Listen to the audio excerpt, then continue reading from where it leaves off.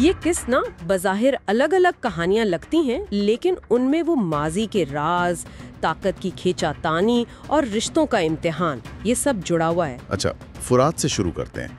दारिया ने उसे फोन किया अपने शेयर्स बेचने के लिए। ये तो बड़ी गैर मुतवक्के पेशकश थी, है ना? बहुत ज्यादा। एक तरफ ये ताकत का खेल चल रहा है, दूसरी तरफ सबिया साहिबा हैं, वो अपनी ही कश्मकश में है। ओ सबिहा साहबा, डीएनए टेस्ट के रिजल्ट का इंतजार, उनके लिए तो जैसे हर लम्हा भारी है।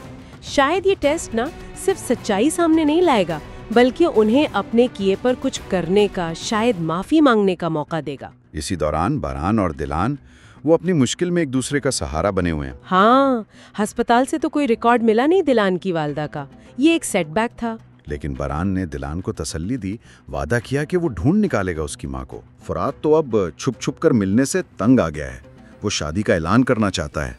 लेकिन गुल उसे कह रही है कि मोहतात रहो, शायद उसे अंदाजा है कि अभी तूफान टला नहीं है। शायद।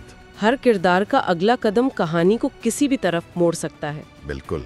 ये सब देखकर ना ये सोच आती है कि जब माजी के राज खुलते हैं तो क्या वो हमेशा जख्म भरते हैं या कभी-कभी नए जख्म दे जाते हैं।